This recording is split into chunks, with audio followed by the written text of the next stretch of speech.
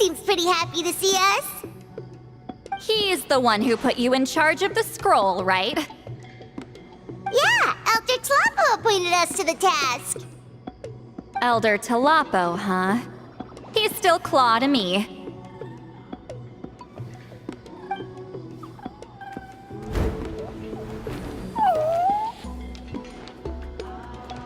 Hey, don't pull that cutesy stuff with me. You're an Iktomisaur Elder now. You occupy an eminent and important position within the tribe. So, you already know each other?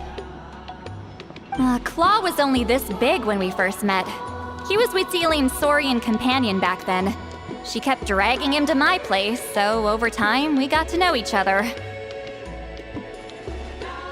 She only came to my place to fight me.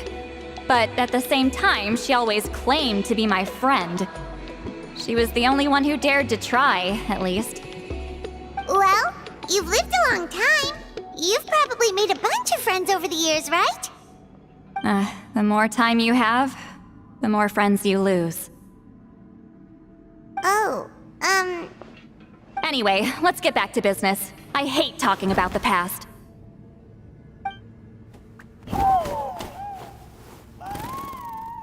Oh, 200 years and you still haven't given up, Claw?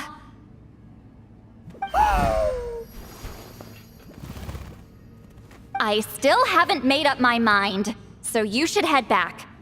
Traveler, Paimon, let's go.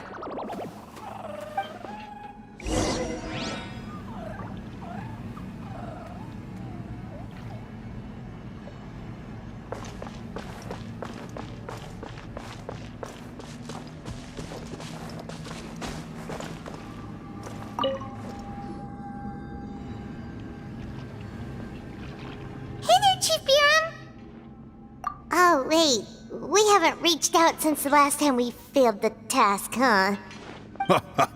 I'm just grateful you haven't forgotten that duty. Actually, we have good news! We found another clue! I'm all ears.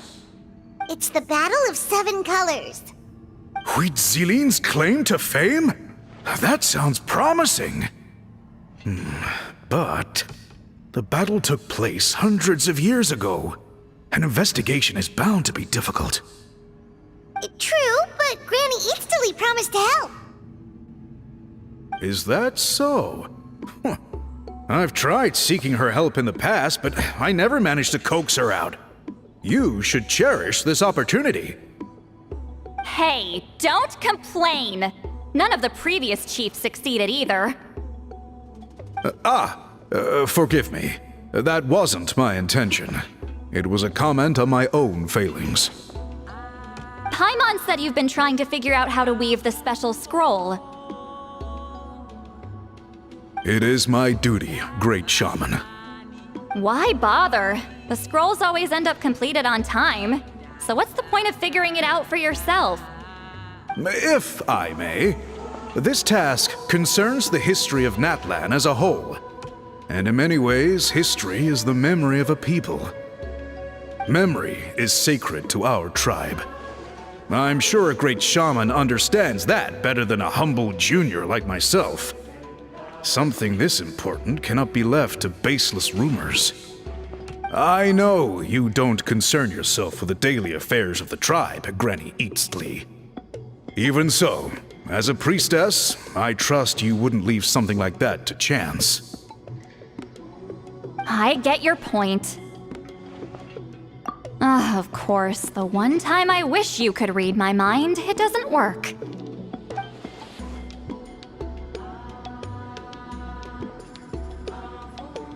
No, that's not it! Huh? It's not important.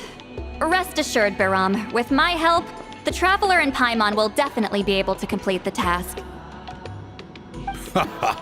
You have my thanks then.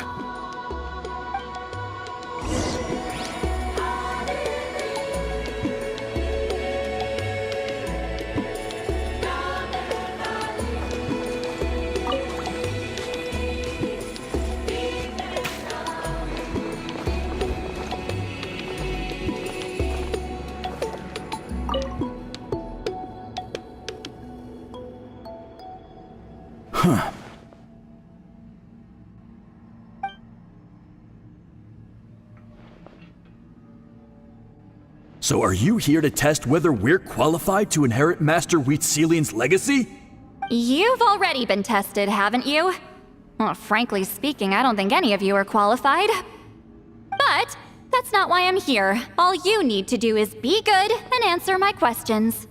Fine. Ask away. You've heard of the Battle of Seven Colors, right? Of course. It's our master's claim to fame. An immortal legend inscribed in the very history of our tribe. Then I'm sure you know there are those who question whether it actually occurred. I did hear people arguing about that the other day. It's disgraceful. How can they question something like that? It doesn't surprise me. Natlan has had more tourism lately. A lot of people have started getting strange ideas after interacting with Outlanders. After all, everyone who took part in the battle has returned to the ley lines. Without witnesses, it's hard to refute detractors.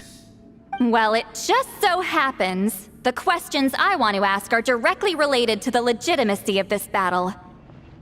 Listen, we know you were rivals, but do you really have to question her legacy? You think she's like you? Someone who can't survive a little scrutiny? No, of course not. Then let me finish. During the battle, Wheatselian most likely used a technique powerful enough to turn the tides of war. I'm sure she was very proud of it. Proud enough to pass it on to her disciples. So, which one of you inherited that technique?